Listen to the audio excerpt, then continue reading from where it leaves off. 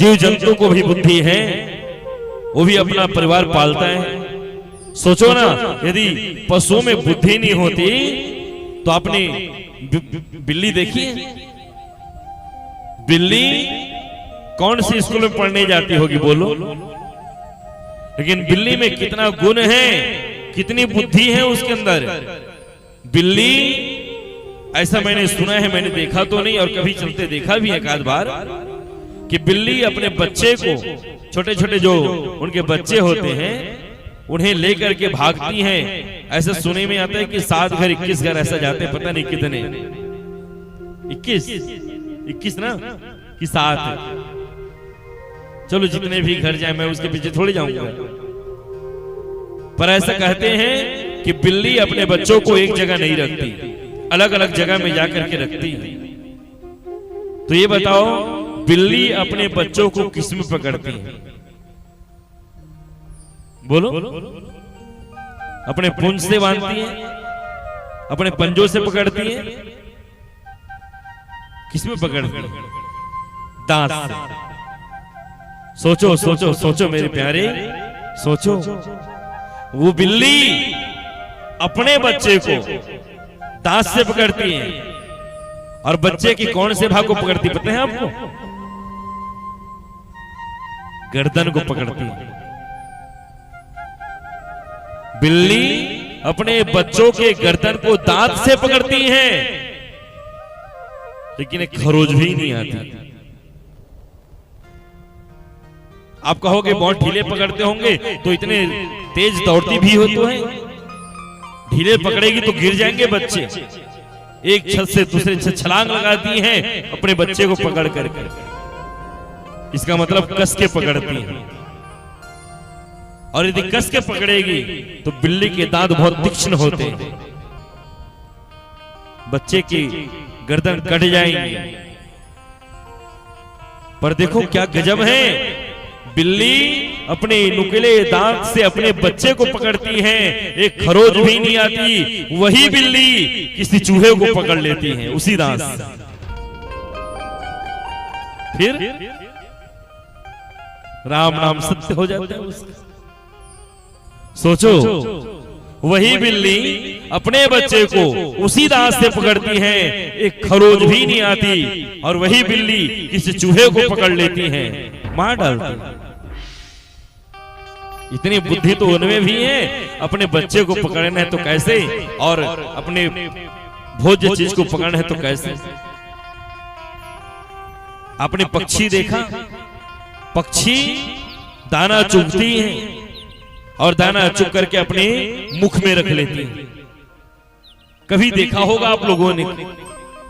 और अपने छोटे छोटे चूजों को जो घोंसले में रहते हैं, अपने चांच से चांच मिला करके दाना पीस करके खिलाती है। कभी देखे होंगे आप लोगों ने ऐसा? छोटा सा पक्षी का जो चूजा होता है, जो उड़ भी नहीं सकता, तो उनको खिलाना होता है ना, तो पक्षी अपने चांच में दाना चुग करके आएगी और पीस करके अपने चांच से अपने बच्चे के चांच में चांच मिला करके उसको खाना खिलाती है। इतना गुण तो पशुओं में भी है। तो भगवान ने बुद्धि तो सबको दी है, उपयोग करना आना नहीं आना अलग बात है। और प्रत्येक जीव, तो ये जीव कौन है? हम सब ही जीव हैं, और बुद्धि हमारी पत्नी है। जीव बंधा हुआ है अपनी पत्नी के साथ में। कौन जीव? वसुदेव नाम का जीव बंध गया है कारागृह में। अभी कारागृह क्या है? सुनो, ये संसार ही कारागृह है। आप लोग समझ रहे हो ना मेरी कथा? ये संसार ही कारागृह है। हम सब वसुदेव हैं, हमारी बुद्धि पत्नी है, और हम सब बंधे हैं कौन से जंजीर में? लोहे की, रस्सी की? नहीं, तोर मोरते माया की जंजीर में बंधे हैं हम सब। ये रिश्ते नातों की जंजीर में बंधे हैं। गृह कारज नाना जंजाला, हम गृहस्थ के जंजाल में बंधे हुए हैं, हम सब जीव फंसे हुए हैं, रिश्तों के बंधन में बंधे हैं, पुत्र परिवार के बंधन में बंधे हैं, रिश्ते नातों के बंधन में बंधे हैं, घर व्यापार दुकान के बंधन में बंधे हैं, और इन बंधन में ऐसे फंस गए हैं, इस बंधन से निकल नहीं पा रहे हैं। हमारी बुद्धि भी काम नहीं कर रही है, बुद्धि जड़ हो गई है।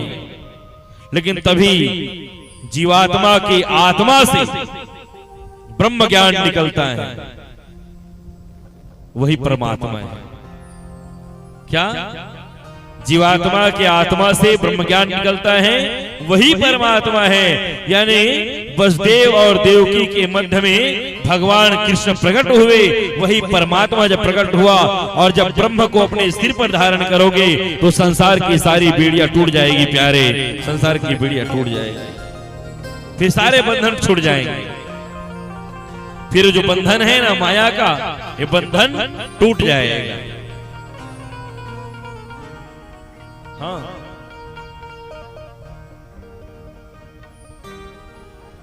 टूट गए सारे ताले, वह क्या बात हो गई, जब से जन्मे कन्हैया करामात हो गई। थी घन घोर अंधेरी ऐसी रात हो गई, जब से जन्मे कन्हैया करामात हो गई। तो प्रभु ने जैसे अवतार लिया, वसुदेव कहता है प्रभु मैं तो संकल कंकड़ बेड़ियों में बंधा हूं। भगवान ने कहा जब तक तुम माया में रहोगे तब बंधे रहोगे, जब मुझे सिर में धारण कर लोगे तुम्हारा बंधन छूट जाएगा। और जैसे ही वसुदेव ने बालक रूप कन्हैया को सिर में धारण किया है, देखते ही देखते